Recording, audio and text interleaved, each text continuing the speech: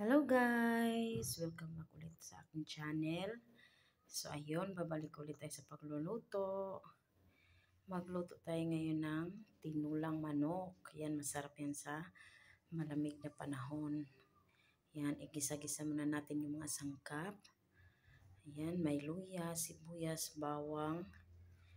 Ayan, lagay na natin yung manok natin.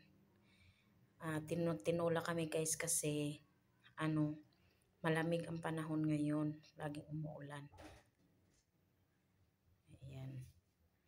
Igisa muna natin yan guys. Yung manok. Tapos palabasin muna natin yung niya, yung katas-katas niya para medyo malasahan talaga natin yung sabaw.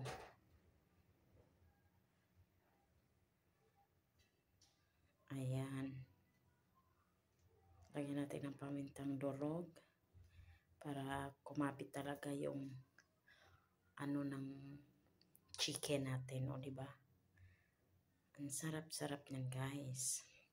Lagyan natin ng tanglad kasi pangdagdag yan siya, bango sa ating sabaw sa manok.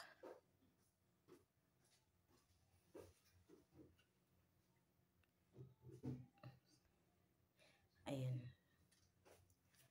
Ayan siya. Paanohin lang natin yan siya guys. Pag gisa-gisa lang natin siya konti. And then, mag-antay lang tayo na makita natin yung chicken na pwede na lagyan ng sabaw. Saka natin lagyan. And then, takpan muna natin. Ayan. Tapos, saka natin lagay yung sayote. Tapos haluin lang. Ayan siya guys, nagkatas na siya.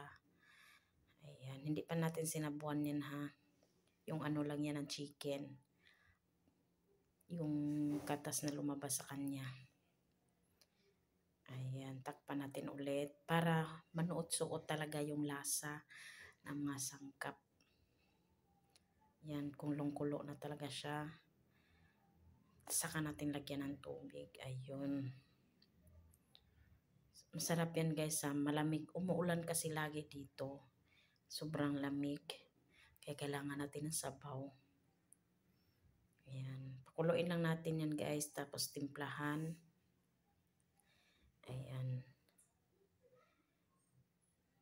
Tapos takpan muna natin. Antayin lang kumulo. Ayan.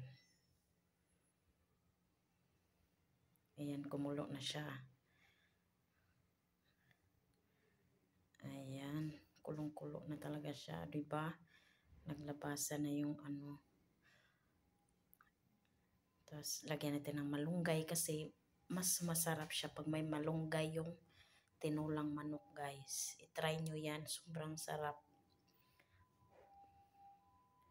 Ayan. Yan, lang natin siya. Siyempre, timplahan nyo rin po yan kung anong gusto nyo sa panglasa ninyo. Gusto nyo ba ng maalat? Nasa inyo na po yun. I-adjust nyo na lang po yun. Ayan. Pero luto na yan siya. Tikman lang natin. Ayan. Ayan siya.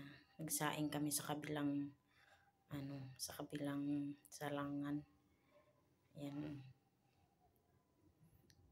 Parang depende pa sa inyong panglasa yun kung dagdagan nyo pa yung asin or yung kulang dyan sa nyo. Sa inyo lang po. Ayun. Kasi sa amin, yung sa tinola namin, lang, kung anong meron lang sa namin, kusina. Ayun. Kasi maulan-ulan nga siya. Kaya nakakaano din lumabas-labas. Tapos bahain pa kami dito, di ba? Narating na tayo sa baha.